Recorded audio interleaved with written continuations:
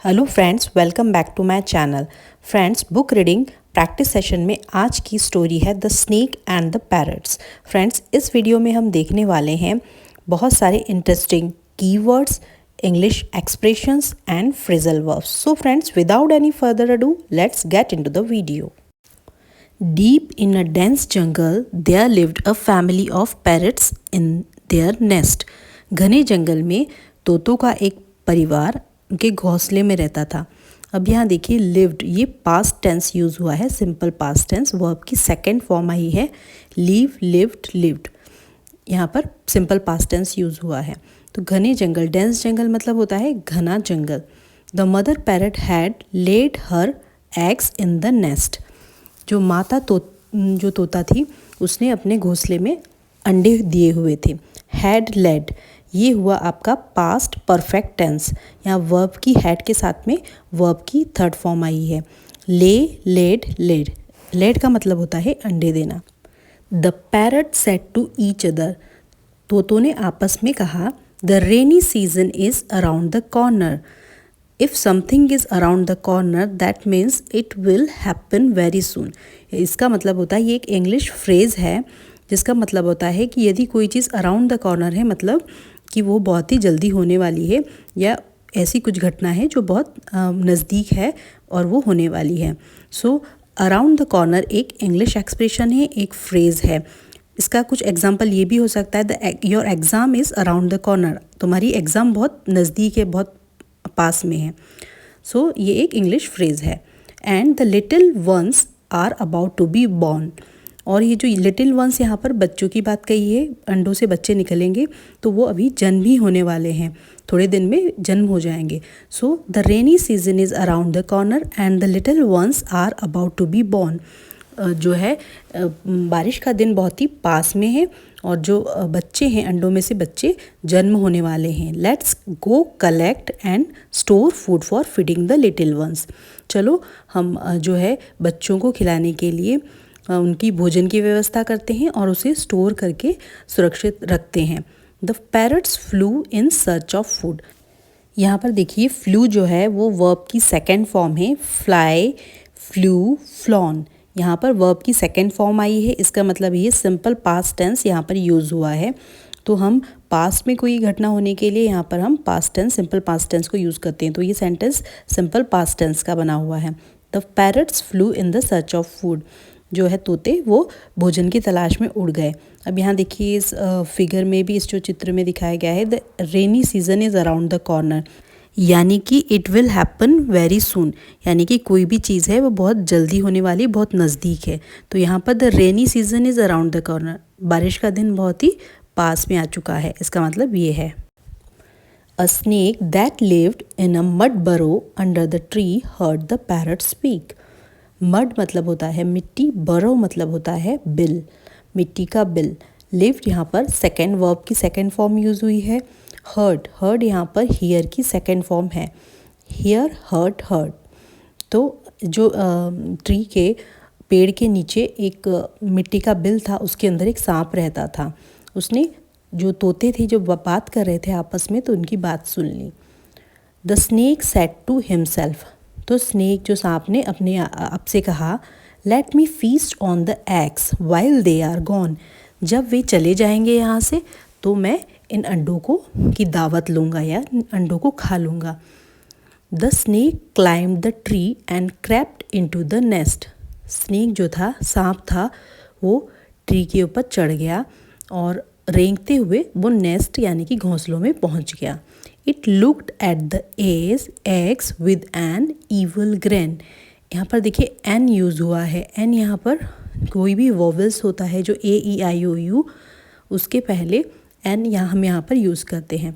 तो N evil, evil मतलब होता है बुरी, ग्रेन मतलब स्माइल ब्रॉडली, जो मतलब लंबी मुस्कान देना। तो बुरी मुस्कान देते हुए उसने अंडों की तरफ देखा and started feasting on them, और उन्हें खाना शुरू कर दिया।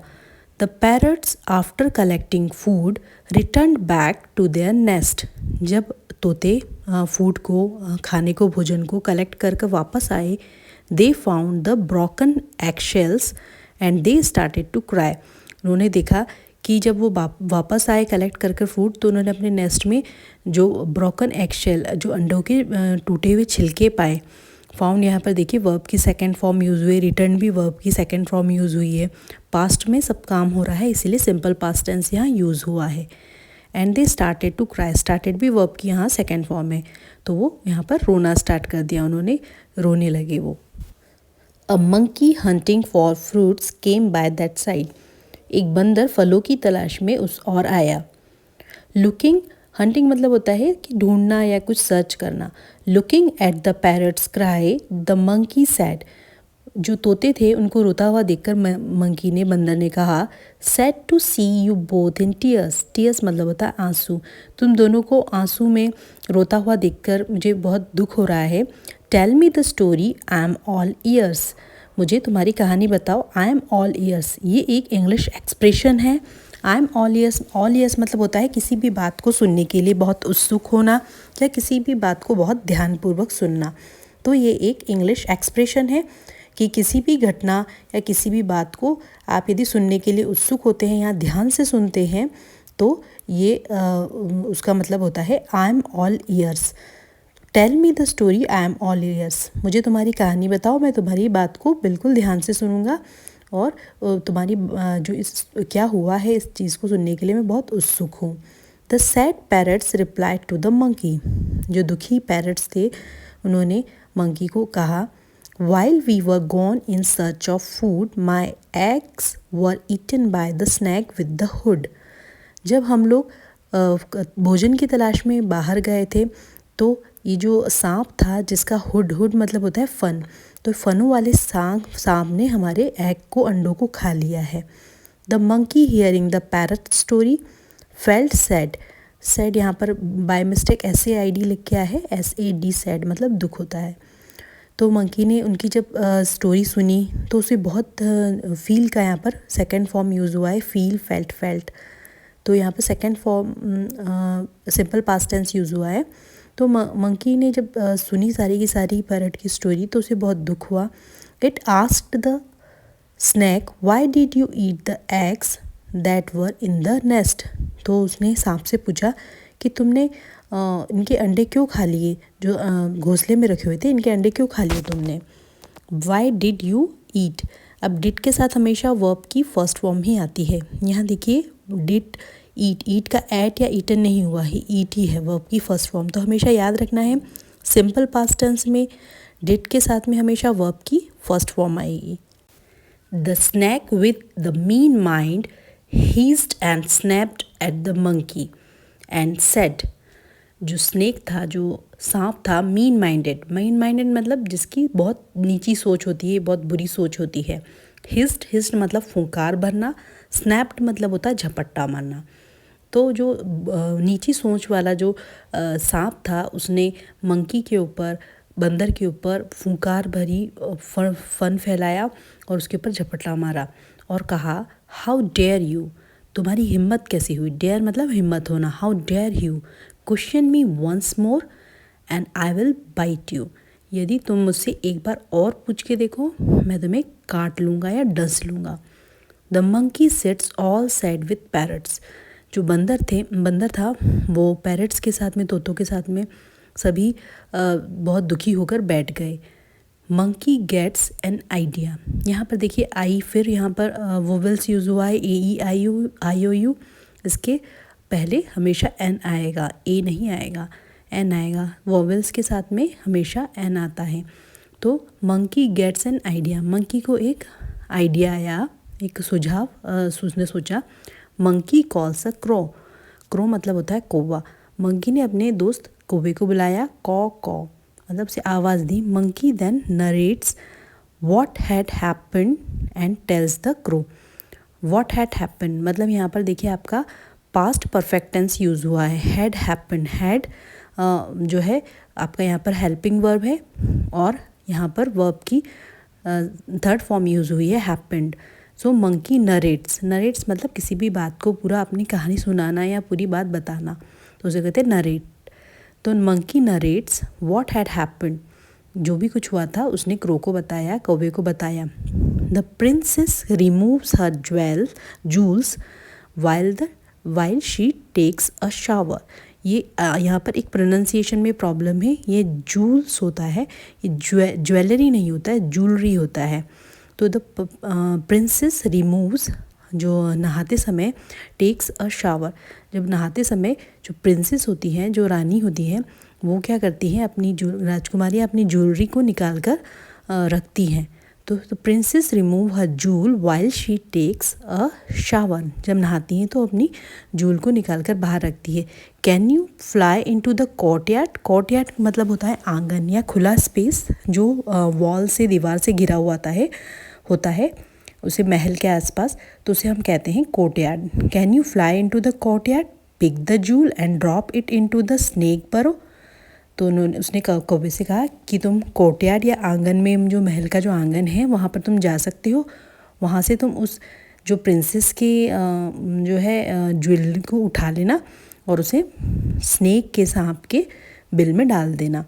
Crow agrees to the ideas, जो क्रो था, जो कौवा था, वो सहमत हो गया मंकी के इस आइडिया से, सुझाव से। And said I would be more than happy to do that. उसने कहा कि मैं बहुत खुशी होऊंगा, मुझे बहुत अच्छा लगेगा कि मैं ये कर पाऊँगा यदि। That to get rid of the mean snake, इस गेट रिड एक यहाँ पर फ्रेजल वर्ब है, जिसका मतलब होता है किसी भी चीज़ से छुटकारा पाना।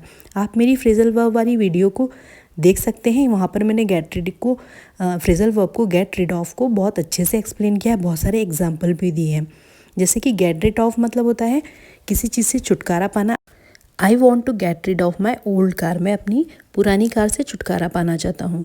तो यहाँ पर सभी के सभी स्नेक, मीन स्नेक, यानी कि जो नीचे जो दुष्ट जो स्नेक था, सांप से छुटकारा पाना चाहते थे। तो I would be more than happy to do, मैं ये करने पर मुझे बहुत खुशी होगी, than that to get rid of the mean snake, इस जो दुष्ट सांप से मुझे छुटकारा पाने में, जब हम इससे छुटकारा पा लेंगे तो मैं बहुत, ये करने में मुझे बहुत खुशी होगी। ये देखिए प्रिंसेस ने अपनी जूल को रिमूव करके साइड में टेबल पे रखा हुआ है, और ये जो मेड है वो उस जूल का ध्यान रख रही है। तो आइए आगे बढ़ते हैं। The crow then flies to the castle and sees the princess taking a shower. जो कौवा था वो कैसल, महल, कैसल मतलब होता है महल, महल की ओर उड़ गया। उसने देखा कि प्रिंस जो है, राजकुमारी जो है, वो नहा रही है। It sees the royal jewel on the table, और उसने देखा कि जो रॉयल जूल थे, जो राजा महाराजाओं की जो ज्वेलरी होती है, राजकुमारी की जो ज्वेलरी होती है, वो ज्वेलरी जो है वो टेबल के ऊपर रखी हुई है। The crow then swoops down, grabs the jewel and flies towards the snake burrow. तो कौवे ने नीचे एकदम झपट्टे से एकदम आया, अटैक करने के हिसाब से उसने एकदम से जो जूल को उठाया, झपट्टा मार के उठाया, और स्नेक बरो मतलब कि जो सांप के बिल की तरफ उड़ गया। The made of the princess notices, जो राजकुमारी की जो दासियाँ होती हैं, मेड, उसने ये नोटिस किया, देखा। And yells out to the guard, और वो जो साइड में जो गार्ड खड़े हुए थे, चिल्लाने लगी उनको देखकर कि क्रो थीव्स, क्रो थीव्स, कौवा चोर, stole the jewel, catch catch, उसने जूल को जो है चुरा लिया है, उसे पकड़ो पकड़ो। The guards hears the mad shrieks, shrieks मतलब होता है चिल्लाना, पुकार करना। तो गार्ड जो थे, जो सिपाही थे, उन्होंने जो है उस मेड की, जो दासियों की जो चिल्लाने की आवाज़ सुनी। And starts to run behind the crow, और वो बिहाइंड द क्रो मतलब कौवे के पीछे उन्होंने भागना स्टार्ट किया। They noticed the crow drop the jewel into the snake burrow and perch on the tree. तो उन्होंने नोटिस क्या देखा कि जो कौवा था उसने जो जूल को स्नेक बरो, सांप के बिल में डाल दिया, और पर्च ऑन द ट्री, और ट्री के ऊपर उतर गया, बैठ गया। The joule landed on the neck of the sleeping snake. Landed मतलब उतरना या उसमें डालना। तो जो उसने, क्रो ने उसके स्नेक के बरों में, बिल में वो जूल डाल दिया। अब स्लीपिंग स्नेक मतलब वहाँ पर स्नेक जो था, सांप सो रहा था, वो डायरेक्टली जाके स्नेक के गले में वो जूल जाके गिरा। Wow that's a lovely joule, सांप ने कहा, वाह कितना सुंदर, कितना खूबसूरत जूल है, कितनी प्यारी ज्वेलरी है। The guards with their spears dug the snake's burrow. अब जो गार्ड थे, सिपाही थे, उन्होंने स्पीयर्स मतलब होता है भाला, उनके हाथ में जो उन्होंने पकड़ रखा ना भाला, उसे कहते हैं स्पीयर। डग मतलब खोदना, तो उसने स्नेक के बरो को, बिल को, सांप के बिल को खोदना स्टार्ट किया। And the snakes came out, और सांप जो है बाहर आ गया। The guards asked the snake to hand over the jewel. तो जो सिपाही थे उन्होंने सांप से कहा कि हमें ये जूल दे दो, हैंड ओवर कर दो। हैंड ओवर मतलब उसको हमारे हाथ में सौंप दो इसे। एंड द स्नेक सेड, तो सांप ने कहा, दिस इज़ माइन, ये मेरा है। Finders keepers and the losers are weepers. मतलब जिसको मिला है वो हमेशा से रखेगा, और लूजर्स, जिसने खोया है, वो रोता रहेगा। Finders are keepers and losers are weepers. तो इस तरीके से जब गार्ड ने सुना तो गार्ड गॉट सो एंग्री, जो सिपाही थे वो बहुत गुस्सा हो गए। एंड किल्ड द स्नेक, और उन्होंने सांप को मार दिया विद देयर स्पीयर्स, उनके जो भाले से उसने सांप को मार दिया। And took the jewel away, और जो जूल को लेकर चले गए। The parrot, monkey and the crow let off a big sigh. Big sigh मतलब होता है बड़ी आह भरना, let off a big sigh, ये एक इंग्लिश एक्सप्रेशन है। तो तोते और बंदर और जो कौवा था, उन्होंने एक बड़ी आह भरी। The parrots thank the monkey and the crow for their help and lived with their younglings happily ever after. और जो कौवे तोते थे, उन्होंने जो है मंकी को, बंदर को और क्रो को, कौवे को उनके जो हेल्प करी, उन्हें मदद करी, उसके लिए उन्हें धन्यवाद दिया। और उसके बाद से वो अपने यंगलिंग्स मतलब होता है छोटे बच्चे जो थे, उनके साथ में उसके बाद से वो हमेशा के लिए खुशी से, आराम से रहने लगे। तो lived with their younglings happily ever after, वो अपने बच्चों के साथ में वहाँ खुशी खुशी रहने लगे। तो this was the whole story. So friends, what were the lessons we learn from the story. Lessons मतलब होता है शिक्षा। इस कहानी से हमें क्या शिक्षा मिली? वी लर्न, यहाँ पर भी देखिए पास्ट टेंस यूज़ हुआ है, लर्न का सेकेंड फॉर्म यूज़ हुआ है। We learn from the story, हमने इस कहानी से क्या शिक्षा सीखी। फर्स्ट हमने क्या सीखा इससे? What's you sow is what you reap, जो तुम बोओगे वही तुम काटोगे।